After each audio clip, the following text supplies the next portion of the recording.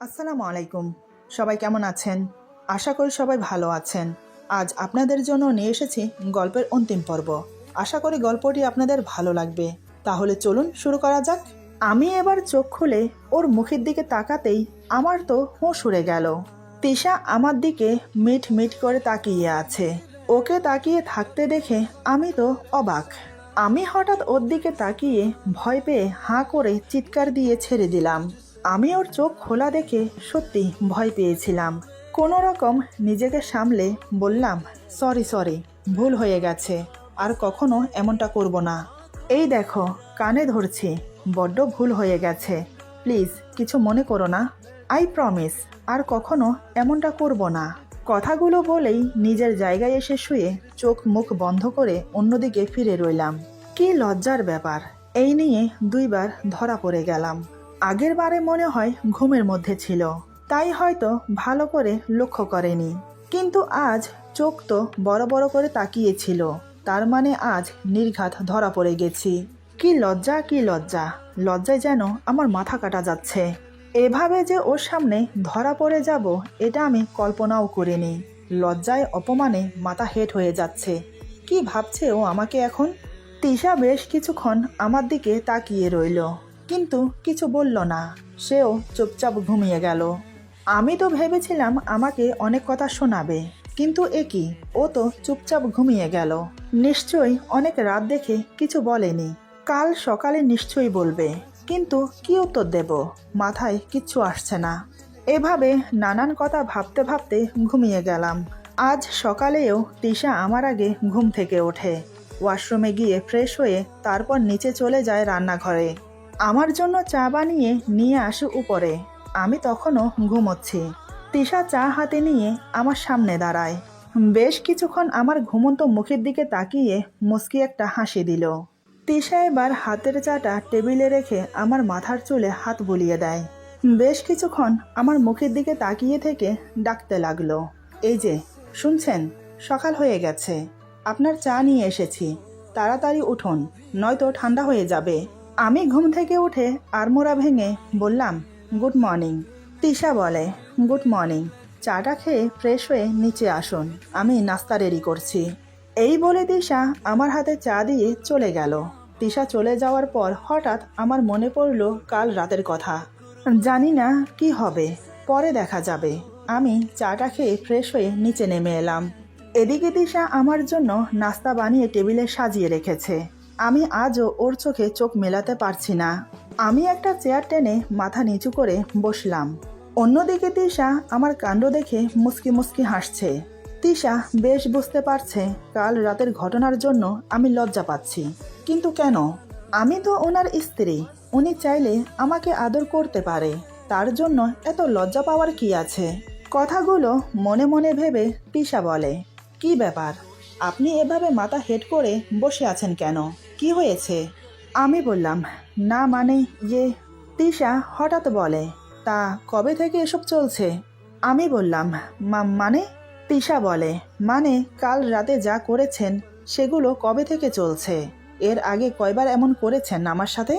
আমি বললাম, সরি, ভুল হয়ে গেছে আমার, আর কখনো এমনটা করব না। তিশা বলে, কাল রাতেও তো এই একই কথাই বলেছেন, কিন্তু আমি আপনাকে জিজ্ঞেস করছি কবে থেকে চলছে এসব, এর আগে কয়বার এমনটা করেছেন? আমি কোনো কথা বলতে পারছি না, কি বলবো? এর আগে কয়বার ওকে জড়িয়ে ধরেছি, কয়বার ওকে আদর করেছি, মনে আছে নাকি? আমি তো হিসাব রাখিনি। যখন মন চেয়েছে তখনই তো জড়িয়ে ধরেছি, আদর করেছি, এখন কি বলবো? তিশা বলে, কি হলো, কথা বলছেন না কেন? সত্যিটা বলবেন নাকি এভাবে চুপচাপ বসে থাকবেন? আমি বললাম, জানি না। তিশা বলে, কি জানেন না? আমি বললাম, ইয়ে মানে কয়বার তোমাকে জড়িয়ে ধরেছি সেটা।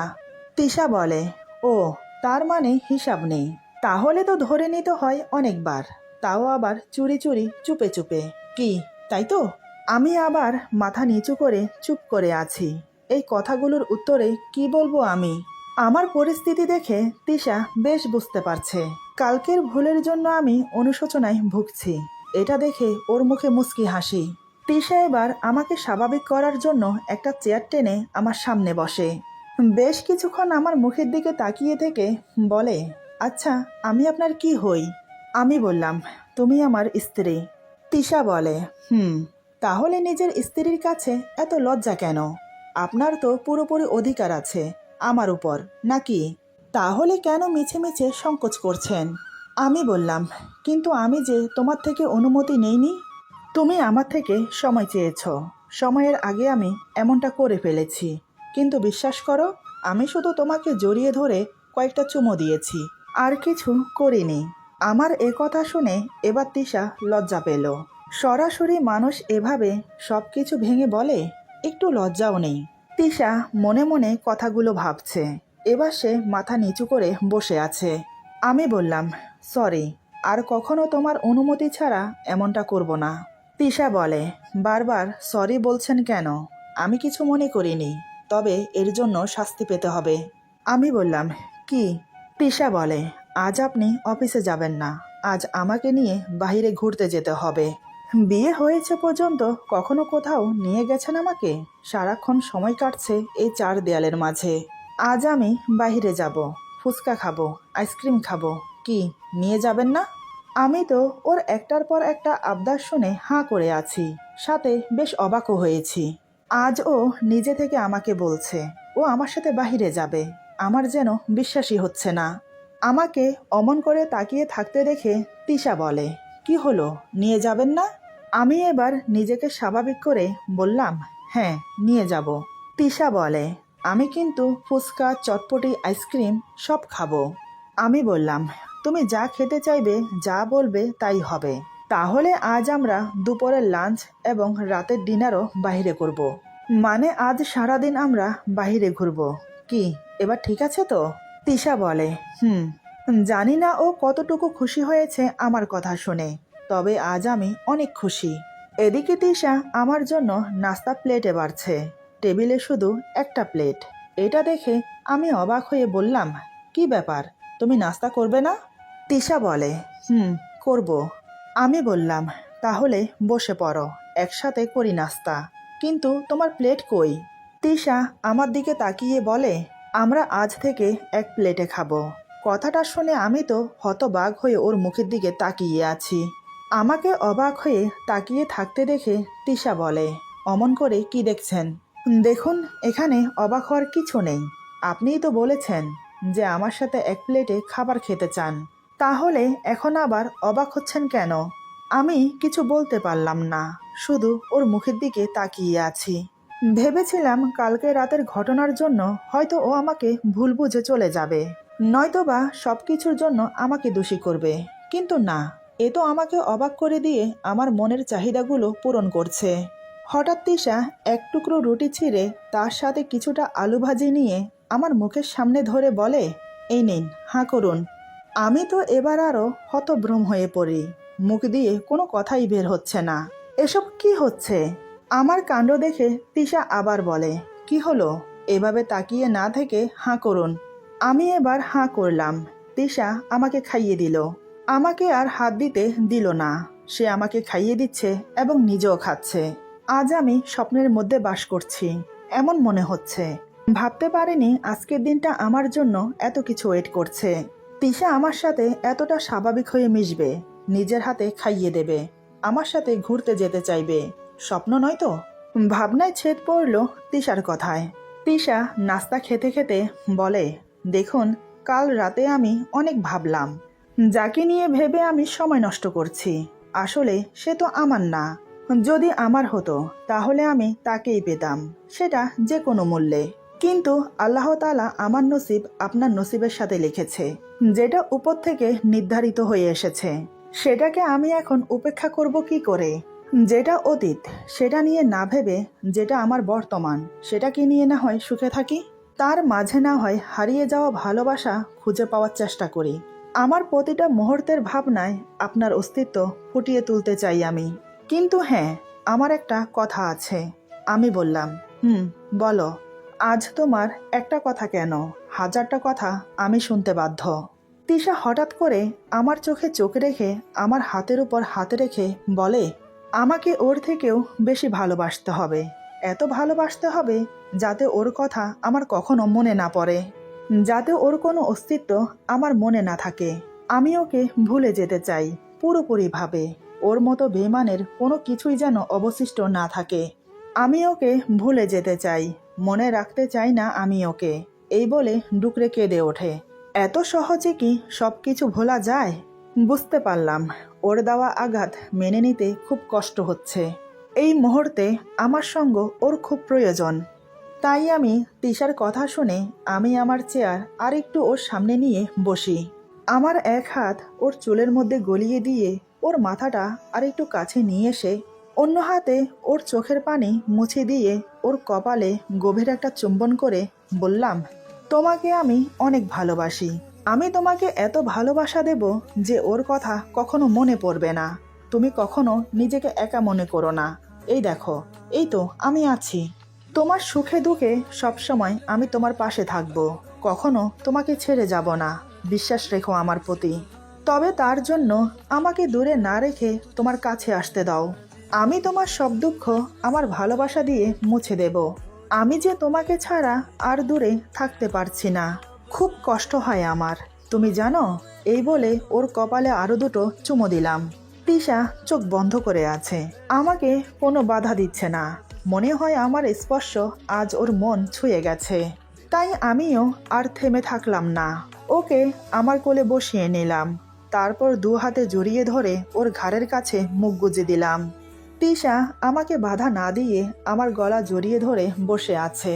আমি বুঝতে পারছি প্রতিদিন রাতে আমার ছোঁয়া ওকে ব্যাকুল করেছে, আজ আমার কাছে আসতে বাধ্য করেছে। আমি ওর ঘাড়ের কাছে মুখ গুজে জোরে জোরে নিঃশ্বাস নিতে থাকি। এই সেই শরীরের ঘ্রাণ, যে ঘ্রাণ আমাকে মোহিত করেছে ওর প্রতি। আমি মুখ তুলে তিশার মুখের দিকে তাকালাম। দেখি সে চোখ বন্ধ করে আছে, মুখে একটা লজ্জা লজ্জা ভাব। বেশ আকর্ষণীয় হয়ে উঠেছে ওর মুখটা। চোখের কোণায় এখনো জল চিকচিক করছে। ওর ঠোঁট জোড়া তিত্তির করে কাঁপছে। এবার আমি ধীরে ধীরে ওর ঠোঁটে আলতো করে একটা চুমো দিতেই সে আমার গলা শক্ত করে জড়িয়ে ধরে। বিদ্যুৎ চমকানোর মতো চমকে ওঠে। আমি এবার ওর কানের কাছে ফিসফিস করে বললাম, I love you, I love you too much. তুমি জানো আমি তোমাকে কতটা ভালোবাসি। এতটা ভালোবাসি যে যা বলে বোঝাতে পারবো না, কখনো হয়তো অনুভব করাতে পারবো না। কিন্তু তারপরেও আমি তোমাকে বড্ড বেশি ভালোবাসি। প্রথম যেদিন তোমাকে দেখতে গিয়েছিলাম, তোমার নিশ্চয়ই মনে আছে, আমরা ছাদে কথা বলতে গিয়েছিলাম। তুমি আমার পাশে দাঁড়িয়েছিলে। তখন তোমার শরীরের ঘ্রাণ আমাকে তোমার প্রতি আকৃষ্ট করে। তখন আমার মনে হয়েছিল তুমি ছাড়া আমার জীবন বৃথা। তুমি ছাড়া আমার জীবনের কোনো অস্তিত্ব নেই। প্রথম দেখাতেই তোমাকে আমার পছন্দ হয়, শুধু আমার না, আমার ফ্যামিলির সবার। কিন্তু যখন তুমি সুজনের কথা আমাকে বললে, বিশ্বাস করো মুহূর্তেই আমার ভেতরটা শূন্য হয়ে যায়। যেন আমি এখনই আমার জীবনে ছন্দ হারিয়ে ফেলেছি। তোমাকে হারানোর ভয় আমাকে যেন আষ্টে পিষ্টে জড়িয়ে ধরেছে। কিন্তু ভাগ্যের ফেরে তুমি আমারই হলে। তাই তোমাকে আমি হারাতে চাই না। আমার জীবনের সবটুকু দিয়ে তোমাকে ভালোবাসবো। আমি চাই তুমি সবসময় হাসি খুশি থাকো।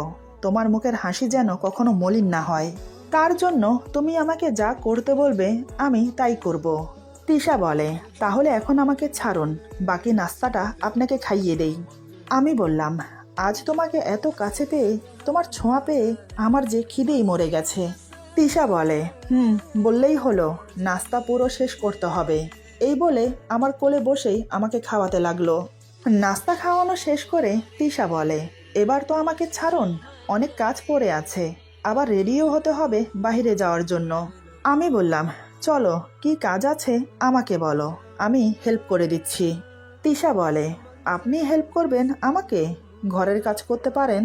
আমি বললাম, কেন, কোনো সন্দেহ আছে? তুমি যখন অসুস্থ ছিলে তখন তো আমি সব কাজ করেছি নাকি? তবে হ্যাঁ, তোমার মতো অতটা ভালো করে করতে পারিনি। তিশা বলে, তখন খুব কষ্ট হয়েছিল আপনার, তাই না? আমি বললাম, কিসের কষ্ট? আমার কোনো কষ্ট হয়নি, বরং খুব ভালো লেগেছে তোমার জন্য কিছু করতে পেরে। তিশা বলে, তাহলে প্লেট ধুতে পারবেন? আমি বললাম, পারবো। তিশা বলে, কোনো প্রয়োজন নেই, আমি একাই করে নিতে পারবো। আপনি গিয়ে রেডি হয়ে নিন, আমি হাতের কাজ শেষ করে আসছি।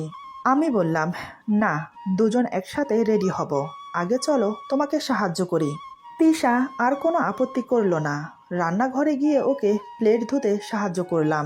টুকিটাকি কাজে হাত বাটিয়ে দিলাম। আমার কাছে বেশ ভালো লাগছে, কারণ ওর পাশাপাশি থেকে সাহায্য করছি।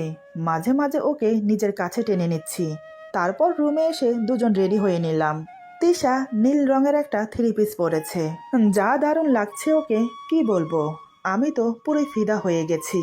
আয়নার সামনে যখন বসে হাতে চুড়ি পরছিল, তখন আমি ওকে পেছন থেকে জড়িয়ে ধরে বললাম, এই, তোমাকে খুব সুন্দর লাগছে।